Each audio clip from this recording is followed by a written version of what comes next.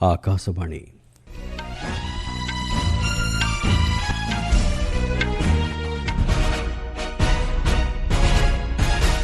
संवाद पढ़ुछंती चंदन घोष। मुख्य संवाद नीट परीक्षा संपर्कित छात्र छात्री धारणा प्रसंग में गृह में आलोचना लगी सरकार प्रस्तुत अछंती बोली बाचस्पति को पत्र माध्यम अवगत कराइले स्वराष्ट्र मंत्री।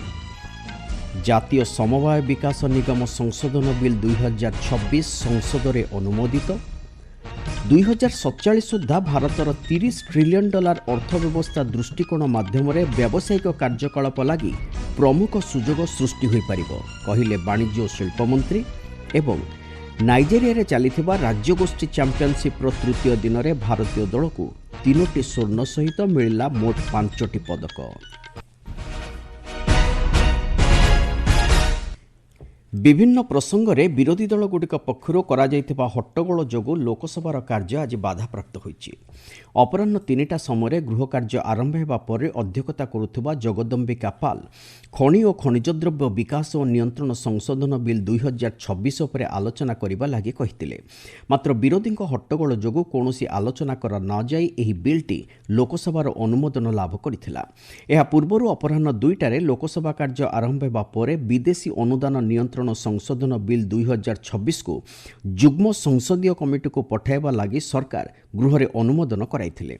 तेबे कांग्रेस और समाजवादी पार्टी यहाको विरोध करी सरकार तुरंत यहाको प्रत्याहार करबा लगी दाबी करथिले।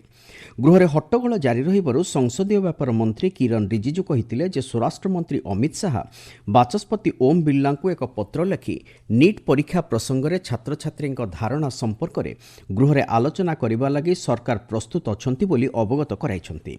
जेहेतु सरकार एथिलागी प्रस्तुत अछंती तेणु विरोधी सदस्य माने एथिरे सहयोग करबा लगी श्री रिजिजू कांग्रेस और समाजवादी पार्टी समेत अन्यान्य विरोधी सदस्य मानकु अनुरोध करथिले। से कहिसंती एही प्रसंग में गृह में स्वराष्ट्र मंत्री विवृत्ति लगी विरोधी दल गुड़ी को पूर्वर दाबी करी आसुथिले।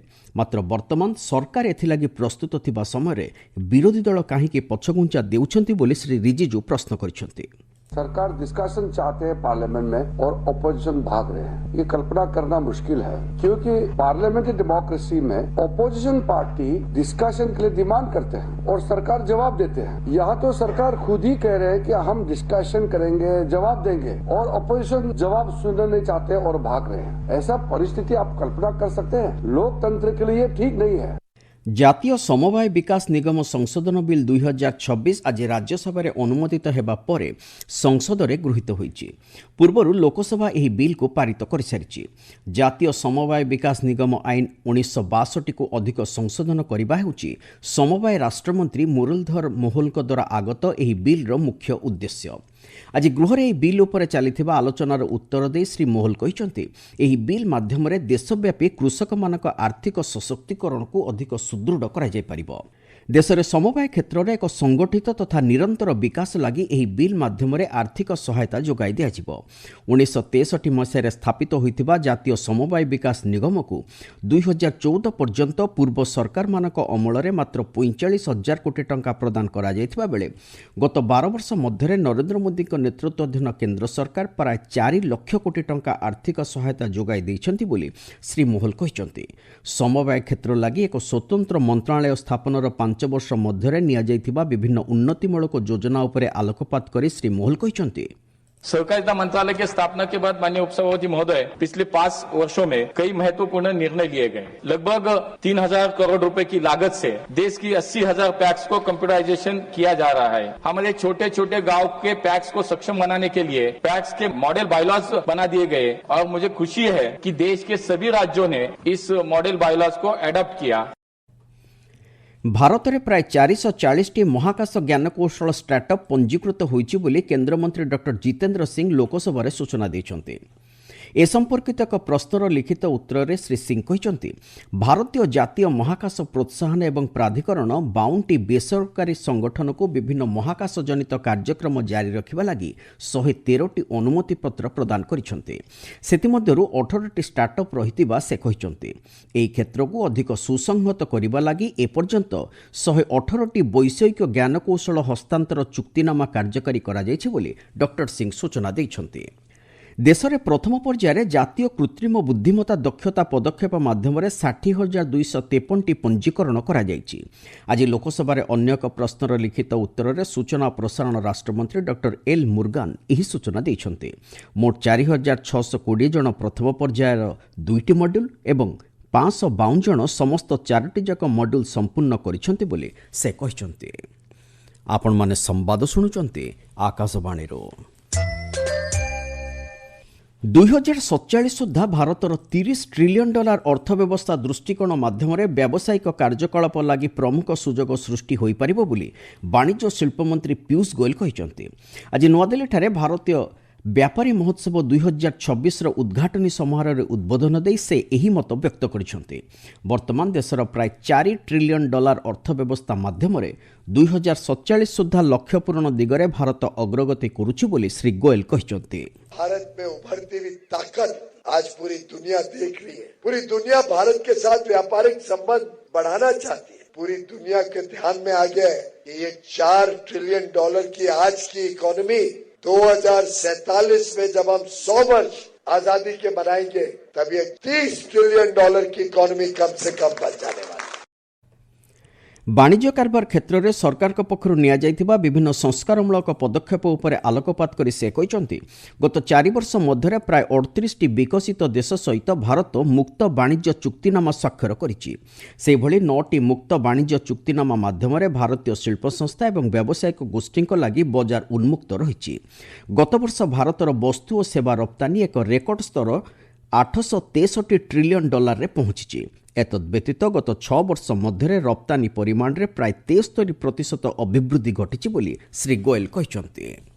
ହରିଆଲି ଅମାବସ୍ୟା ଅବସରରେ ଆଜି ଦେଶବ୍ୟାପୀ 50,000ରୁ ଉର୍ଦ୍ଧ୍ୱ ଚାରା ରୋପଣ କରାଯାଇଛି ବୋଲି କେନ୍ଦ୍ର କୃଷି ଓ କୃଷକ କଲ୍ୟାଣ ଏବଂ ଗ୍ରାମୀଣ ବିକାଶ ମନ୍ତ୍ରୀ ଶିବରାଜ ସିଂ ଚୌହାନ ସୂଚନା ଦେଇଛନ୍ତି।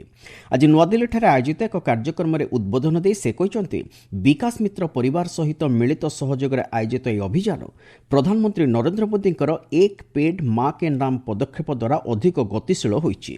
ହରିଆଲି ଅମାବସ୍ୟା କେବଳ ଏକ ଧାର୍ମିକ ଉତ୍ସବ ନୁହେଁ, ବରଂ ପ୍ରକୃତି ପ୍ରତି ନିଜର କୃତଜ୍ଞତା ପ୍ରଦର୍ଶନ କରିବାର ଏକ ସୁଯୋଗ ବୋଲି ଶ୍ରୀ ଚୌହାନ କହିଛନ୍ତି। ଏକ ସ୍ଥାୟୀ ପରିବେଶ ଏବଂ କୃଷି କ୍ଷେତ୍ର ମଧ୍ୟରେ ଥିବା ନିବିଡ଼ ସମ୍ପର୍କ ଉପରେ ଆଲୋକପାତ କରି ସେ କହିଛନ୍ତି, ପରିବେଶ ଜନିତ ଅବକ୍ଷୟ ପ୍ରତ୍ୟକ୍ଷ ଭାବେ କୃଷି, ଜଳର ଉପଲବ୍ଧତା, ମୃତ୍ତିକା ସ୍ୱାସ୍ଥ୍ୟ ଏବଂ ସର୍ବୋପରି ମାନବ ଜୀବନକୁ ପ୍ରଭାବିତ କରିଥାଏ। ଏହି ଅବସରରେ ଅନ୍ତତଃ ପ୍ରତ୍ୟେକ ବର୍ଷ ଗୋଟିଏ ଲେଖାଏଁ ଚାରା ରୋପଣ କରିବା ସହିତ ଅନ୍ୟ 5 ଜଣଙ୍କୁ ଏହି ଅଭିଯାନରେ ସାମିଲ କରିବା ଲାଗି ଉତ୍ସାହିତ କରିବା ନିମନ୍ତେ କେନ୍ଦ୍ର କୃଷିମନ୍ତ୍ରୀ ଜନସାଧାରଣଙ୍କୁ ଆହ୍ୱାନ ଦେଇଛନ୍ତି। ଏତଦ୍ବ୍ୟତୀତ ରୋପଣ କରାଯାଉଥିବା ଚାରାଗୁଡ଼ିକ ଯେଭଳି ସୁରକ୍ଷିତ ଏବଂ ଦୀର୍ଘ ସମୟ ଲାଗି ସଂରକ୍ଷିତ ରହିପାରିବ, ସେଥିଲାଗି ଉପଯୁକ୍ତ ସ୍ଥାନ ଚିହ୍ନଟ କରି ଏହି ଅଭିଯାନରେ ସାମିଲ ହେବା ଲାଗି ଶ୍ରୀ ଚୌହାନ ସମସ୍ତ ପଞ୍ଚାୟତ, ସହରାଞ୍ଚଳ ପୌର ପରିଷଦଗୁଡ଼ିକୁ ପରାମର୍ଶ ଦେଇଛନ୍ତି। ଭାରତୀୟ ବାୟୁସେନା ଏବଂ ରୟାଲ ମାଲେସିଆ ବାୟୁସେନା ପକ୍ଷରୁ ସୁବାଙ୍ଗ ଏୟାରବେସ୍ଠାରେ ଦ୍ୱିପକ୍ଷୀୟ ଉଦରାଶକ୍ତି 2026 ସମରାଭ୍ୟାସ ଜାରି ରହିଛି। ସାମାଜିକ ଗଣମାଧ୍ୟମ ପୋଷ୍ଟରେ ଏ ସମ୍ପର୍କରେ ସୂଚନା ଦେଇ ଭାରତୀୟ ବାୟୁସେନା କହିଛି, ଏହି ସମରାଭ୍ୟାସ ମାଧ୍ୟମରେ ଦୁଇ ଦେଶର ବାୟୁସେନା ମିଳିତ ଭାବେ ମାଲେସିଆଠାରେ ତାଲିମ ନେବା ସହିତ ବିଭିନ୍ନ କ୍ଷେତ୍ରରେ ପରସ୍ପର ମଧ୍ୟରେ ବିଶେଷଜ୍ଞ ପରାମର୍ଶ ଆଦାନ ପ୍ରଦାନ କରିବାର ସୁଯୋଗ ପାଇଛନ୍ତି। ପାକିସ୍ତାନର ପଞ୍ଜାବ ପ୍ରଦେଶରେ ଏକ ସଡ଼କ ଦୁର୍ଘଟଣାରେ ଗୋଟିଏ ପରିବାରର ମହିଳା ଓ ଶିଶୁଙ୍କ ସମେତ 15 ଜଣଙ୍କର ମୃତ୍ୟୁ ହୋଇଛି। ସ୍ଥାନୀୟ ପୁଲିସ ପକ୍ଷରୁ ଦିଆଯାଇଥିବା ସୂଚନା ଅନୁଯାୟୀ 26 ଜଣ ଯାତ୍ରୀଙ୍କୁ ଏକ ବିବାହ ଘରକୁ ନେଇ ଯାଉଥିବା 3 ଚକିଆ ଯାନଟି ଭାରସାମ୍ୟ ହରାଇ ପଞ୍ଜାବର ମୁଜାଫରଗଡ଼ ଜିଲ୍ଲା ଅନ୍ତର୍ଗତ କୋଟାଡୁ କେନାଲରେ ଖସି ପଡ଼ିଥିଲା। ସେମାନଙ୍କ ମଧ୍ୟରୁ 3 ଜଣ ପହଁରି ଆସି ଖବର ଦେଲା ପରେ ଉଦ୍ଧାର କାର୍ଯ୍ୟ ଆରମ୍ଭ କରାଯାଇଥିଲା। ନାଇଜେରିଆର ଲାଗୋସଠାରେ ଚାଲିଥିବା ରାଜ୍ୟଗୋଷ୍ଠୀ ଚାମ୍ପିୟନସିପ୍ର ତୃତୀୟ ଦିନରେ ଭାରତୀୟ ଫେନ୍ସିଂ ଟିମ୍ 3ଟି ସ୍ୱର୍ଣ୍ଣ, ଗୋଟିଏ ରୌପ୍ୟ ଏବଂ ଗୋଟିଏ ବ୍ରୋଞ୍ଜ ପଦକ ହାସଲ କରିଛି। ଏହାକୁ ମିଶାଇ ଭାରତ ଏପର୍ଯ୍ୟନ୍ତ 8ଟି ସ୍ୱର୍ଣ୍ଣ, 7ଟି ରୌପ୍ୟ ଓ 14ଟି ବ୍ରୋଞ୍ଜ ପଦକ ସହିତ ମୋଟ 29ଟି ପଦକ ହାସଲ କରିଛି। ମୁଖ୍ୟ ସମ୍ବାଦଗୁଡ଼ିକ ପୁଣି ଥରେ। ନିଟ୍ ପରୀକ୍ଷା ସମ୍ପର୍କିତ ଛାତ୍ରଛାତ୍ରୀଙ୍କ ଧାରଣା ପ୍ରସଙ୍ଗରେ ଗୃହରେ ଆଲୋଚନା ଲାଗି ସରକାର ପ୍ରସ୍ତୁତ ଅଛନ୍ତି ବୋଲି ବାଚସ୍ପତିଙ୍କୁ ପତ୍ର ମାଧ୍ୟମରେ ଅବଗତ କରାଇଲେ ସ୍ୱରାଷ୍ଟ୍ରମନ୍ତ୍ରୀ। ଜାତୀୟ ସମବାୟ ବିକାଶ ନିଗମ ସଂଶୋଧନ ବିଲ୍ 2026 ସଂସଦରେ ଅନୁମୋଦିତ। 2047 ସୁଦ୍ଧା ଭାରତର $30 ଟ୍ରିଲିୟନ୍ ଅର୍ଥ ବ୍ୟବସ୍ଥା ଦୃଷ୍ଟିକୋଣ ମାଧ୍ୟମରେ ବ୍ୟବସାୟିକ କାର୍ଯ୍ୟକଳାପ ଲାଗି ପ୍ରମୁଖ ସୁଯୋଗ ସୃଷ୍ଟି ହୋଇପାରିବ, କହିଲେ ବାଣିଜ୍ୟ ଓ ଶିଳ୍ପ ମନ୍ତ୍ରୀ। ଏବଂ ନାଇଜେରିଆରେ ଚାଲିଥିବା ରାଜ୍ୟଗୋଷ୍ଠୀ ଚାମ୍ପିୟନସିପ୍ର ତୃତୀୟ ଦିନରେ ଭାରତୀୟ ଦଳକୁ 3ଟି स्वर्ण सहित मिलिला मोट 5ଟି पदक। संवाद शेष ହେଲା।